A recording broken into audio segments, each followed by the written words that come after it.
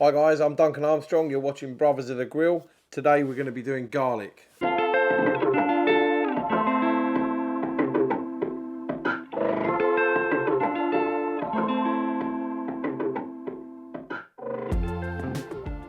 going to be smoking it on the Weber kettle.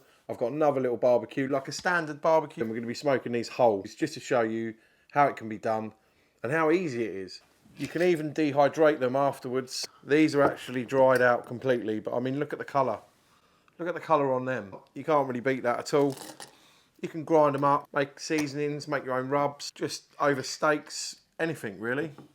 Roast potatoes. So that's what we're going to be doing today. Nice simple way of doing it. Pretty easy. Let's get to doing it. So today we're just going to be using Weber briquettes. You can use anything really, it doesn't matter. Get those coals going. We haven't got a lot, you don't need a lot in there. So with a barbecue like this, you just want to just open that slightly. So we're going to be putting the coals down here. Obviously that's going to be slightly open. It's going to draw the smoke that way. You want to keep the heat as far away from the garlic as possible. So we're going to be putting the garlic over here. We only want a little bit of fuel.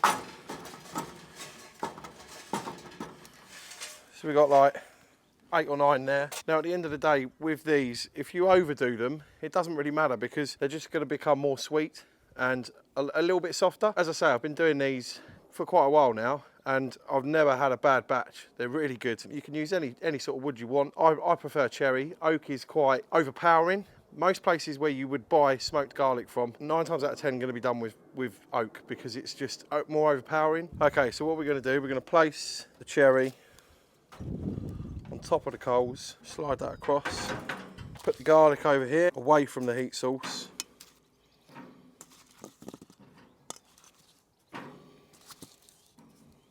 And again, as I say, only about 9, maybe 10 briquettes. So we're going to shut that up, just crack that open. Side vent here, we want just about quarter open. This vent here is shut.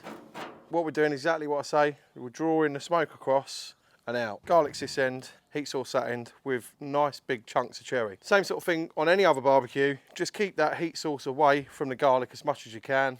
I mean, cold smoking, you got to be like 5 foot away. You know, that's where people do like cold smoking fish and things like that. This is more of a hot smoke. We'll keep an eye on it. Sometimes takes about an hour.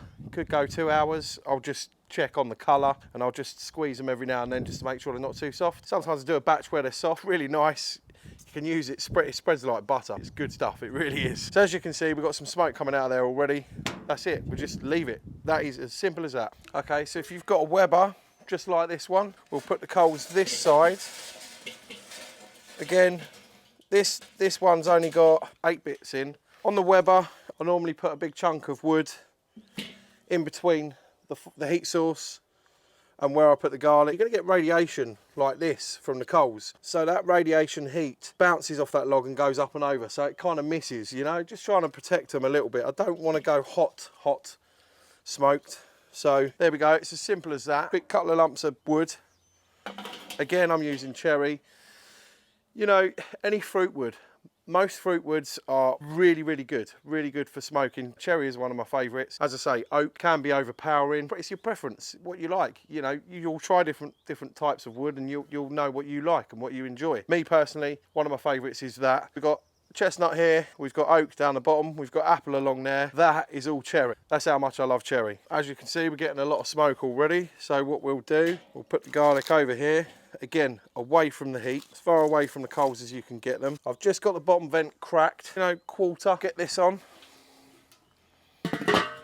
I'll just crack that vent on the top. So we've got the heat source that side. Again, same principle as the other barbecue. You're drawing the smoke across and up and out. Hold on, wait up just a minute now. What are you doing to me? Hold on, I'm awake, dreaming somehow. What are you doing to me? Wait a second, take it slow. Wait a second, don't you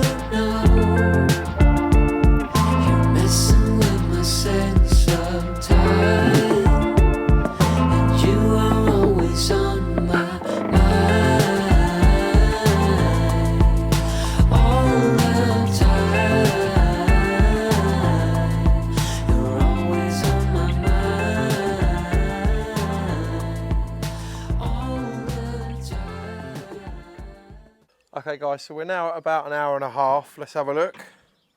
Oh, look at that. It's taken a nice bit of colour. You can see the gold on there. Now a lot of people say, but surely that smoke doesn't penetrate. Trust me, it really does. Just to be aware, if you notice as smoke starts dying down a bit, you can always open it up, leave it open a minute, let that catch a bit, you know, turn the wood if you need to, turn the coals a little bit if you need to. Again, we're not going for hot smoke in here. This is just as cold as we can get it. But yeah, so if the smoke dies down a little bit, just adjust the wood, leave the lid open. Maybe if you really need to, you know, like you used to on the old campfire. Get that wood going a bit, gets it going a little bit more again and gives you some more smoke, keeping that smoke going. So that's if it does die down. It doesn't always happen, but it does every now and then. Okay, so again, we're at the hour and a half mark in the Weber. See how we're doing. Oh, look at that. That's really picking it up. You know, that's what you want. It's still hard, still solid. We're gonna go 2 hours on this. Get a little bit more smoke on there. Let that flame up just for a second. Just want to get what we can out of that little bit of wood. As you can see, tiny little fire going there.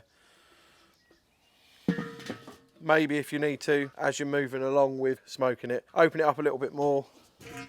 Open it up a little bit more. As we're kind of getting to the end of that, you know.